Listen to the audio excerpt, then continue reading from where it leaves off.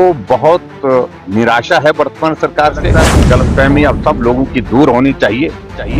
कर्मचारी भाई भी बहुत ज्यादा उम्मीद में थे और मुझे लगता है कि अब उनकी भी गलतफहमी बहुत सरकार थी। भाजपा की सरकार में समय पर वेतन मिलता था। 2 वर्ष का कोविड का दौर रहा।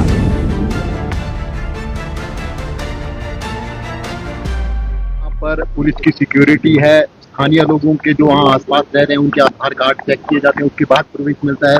लेकिन कोई नेता हैदराबाद से यहाँ पहुँचते हैं, रिकॉर्डिंग की जाती है और उसको वायरल किया जाता है, माहौल को खराब करने की कोशिश की जाती है। भाजपा कैसे इस पूरी स्थिति को देखती है? को लेकर के हम पहले भी बड़ा स्पष्ट कर चुके हैं। मैं कल भी जो मीडिया के साथी आए थे मिलने, उनसे बात की है। पहली बात कि अवैध निर्माण हुआ है और उस भवन को बंद करके रखा है। वहां जाने की अनुमति किसने दी, किसके साथ वो गए, और ये सहज रूप से नहीं हो सकता है। हम समझ सकते हैं कि ओवैसी एक ऐसे पार्टी के नेता हैं जिस पार्टी के एकमात्र लक्ष्य है कि भारत में इस प्रकार के हालात पैदा कर दिया जाए, कम्युनिटी कॉन्फ्लिक्ट पैदा किए जाए, और हमेशा इस तरह के वो बयान करते हैं, इस प्रकार के काम करते हैं। और उनका नेता यहां आकर के उस मस्जिद में जाकर के अंदर वीडियोग्राफी करता है। और मेरा तो ये मानना है कि ये वहां के कुछ लोगों के सहयोग से ही संभव हो पाएगा। जो वहां नजदीक रहते थे, वो जो लोग वहां उसके अंदर रहते थे, उनके सहयोग के बिना संभव नहीं। और उसके बाद में ये भी मैं कहना चाहता हूं, वहां जाकर के एक भवन को वो इंगित कर रहे हैं कि इस भवन की ऊंचाई तो इस भवन से ज्यादा ऊंची है। उनको ये मालूम नहीं है कि इस मस्जिद के निर्माण को अवैध बताया गया है, ये स्थापित भी हो गया है, लेकिन जिस भवन का वो जिक्र कर रहे हैं, हो सकता है उसकी प्रॉपर परमिशन हुई है और प्रॉपर परमिशन बनने के बाद भवन जो है वहां पर बन करके तैयार हुआ है, जबकि इसकी परमिशन नहीं। बात सिर्फ ये है, वैध और अवैध की बात है। तो इसलिए इस सारी चीज को उस तरह से देखने की आवश्यकता नहीं। और जिस तरह से बयान देकर के उनने माहौल को खराब करने की कोशिश की है, उनके खिलाफ FIR हुई है, जानकारी मिली है। लेकिन मेरा यह मानना है कि उसमें कार्रवाई होनी चाहिए। सिर्फ FIR तक बात नहीं रहनी चाहिए, गिरफ्तारी होनी चाहिए उनके खिलाफ, उनकी, और उनके खिलाफ कार्रवाई होनी चाहिए, क्योंकि उनने बहुत शांति प्रिय प्रदेश में आकर के इस प्रकार के माहौल को खराब करने की कोशिश की। तो कमेटी के मेंबर का ये कहना है कि वो भाजपा की प्री टीम है, जो उनके मेंबर है।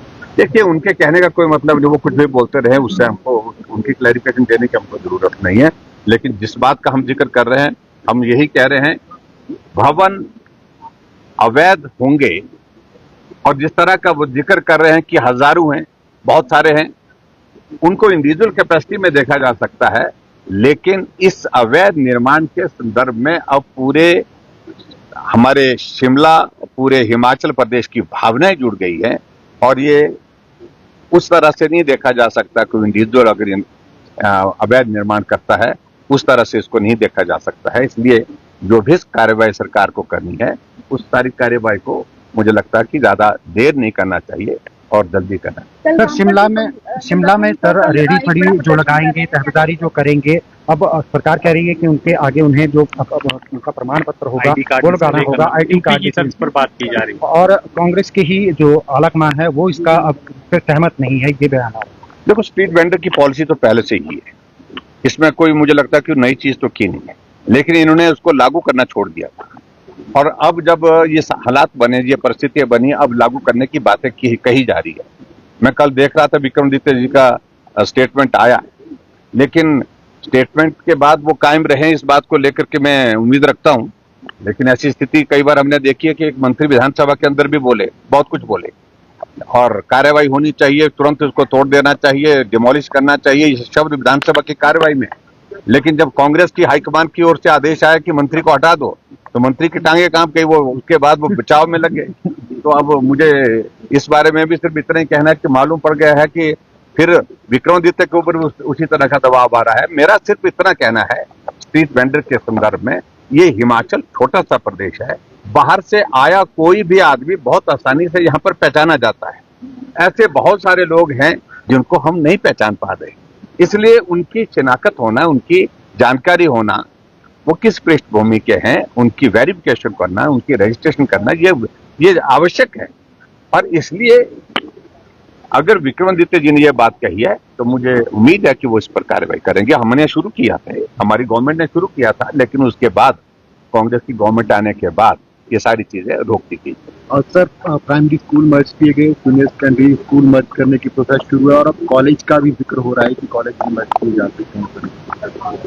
देखिए, ऐसी चीजों को लेकर के सुक्खू जी ने एक कार्यक्रम चलाया हुआ है और मैं उसमें ज्यादा कुछ कहना ही नहीं चाह रहा हूँ। प्रदेश में 2 साल का कार्यकाल कांग्रेस पार्टी का पूरा होने जा रहा है, लेकिन अभी तक दौर वही चला है कि बंद करने के लिए क्या बचा है। बाकी सब कुछ बंद करने के दिशा में आगे चीजें बढ़ रही हैं। सरकार काम करने के लिए होती है, सरकार विकास करने के लिए होती है, और लगातार ये अभियान के रूप में चलाना कि इसको बंद कर दो, इसको बंद कर दो। और मैं कल देख रहा था कि ऐसे एक नहीं अनेकों उदाहरण आए। मैं अपने क्षेत्र में गया था कल मुझे नोटिफिकेशन दिए कि मेरे वहां पर एक हॉर्टिकल्चर कॉलेज की तीन बैच उसमें से निकल गए, भवन का शिलान्यास मैंने कर दिया, टेंडर उसका हो चुका, और उसमें से 10 करोड़ रुपए जो मैंने देख के रखा था उसकी चिट्ठी निकाल दी है, उसका कहा कि उसके पैसे को भी वापिस ले लो, वो पैसे भी वापिस मंगवा लिया। तो ये सारा जो चल रहा है वो प्रदेश हित में कतई भी नहीं है। प्रदेश के लोगों को बहुत निराशा है वर्तमान सरकार से, और मुझे लगता है कि गलतफहमी अब सब लोगों की दूर होनी चाहिए। कर्मचारी भाई भी बहुत ज्यादा उम्मीद में थे और मुझे लगता है कि अब उनकी भी गलतफहमी बहुत जल्दी दूर हो गई इस सरकार से। भाजपा की सरकार थी, भाजपा की सरकार में समय पर वेतन मिलता था। 2 वर्ष का कोविड का दौर रहा, तब भी समय पर वेतन, समय पर पेंशन, समय पर विकास के कार्य, ये सारी चीजें होती रही। लेकिन अभी सरकार आने के बाद जो गारंटियां दी थी वो गारंटियां तो आपके सामने हैं। महिलाओं के लिए जो कहा था कि 1500 रुपए देने की बात, अब बातें ये भी चल रही है जो दिया है उसको वापस भी लिया जा सकता है, बोलते हैं। ये जरूरी नहीं है कि जो दिया है वो दे ही दिया है। तो इसलिए बहुत सारी चीजें हैं। मैं इतना ही कहूंगा कि वर्तमान सरकार का जिक्र आजकल जो है हमारे पड़ोस के राज्यों में खूब हो रहा है इनकी गारंटियों का, कि कैसी कैसी गारंटियां दी थी और उन गारंटियों से किस प्रकार से मुख्यमंत्री मुकर गए हैं। और मुख्यमंत्री जी ने कई जगह इस बात का जिक्र कर दिया, ये गारंटी सुक्खू ने नहीं दी है, जिनने दी है उनसे पूछो। और हम उनको ढूंढ रहे हैं। कुछ लोग आए थे शिमला, आराम करके चले गए, मिले किसी को नहीं, बोलते हैं शिमला में रहने के बाद। उनसे पूछना चाहिए था, अगर आप लोगों की पहुंच वहां तक हो सके मीडिया वालों की, तो जरूर पूछिए उनको कि बहुत चीख चीख करके, पानी पी पी करके बोला था उस वक्त, गला फाड़ फाड़ करके बोला था कि 1500 रुपए कैबिनेट की पहली बैठक में दे दिए जाएंगे, और कहा था कि 5 लाख नौकरी दे दी जाएंगी, 300 यूनिट बिजली दे दी जाएगी, और बहुत सारी चीजों का जिक्र किया था। मैं उस पर ज्यादा कुछ कहना नहीं चाहता हूं, और मैं यही कहूंगा कि भगवान सद्बुद्धि दे। Thank you.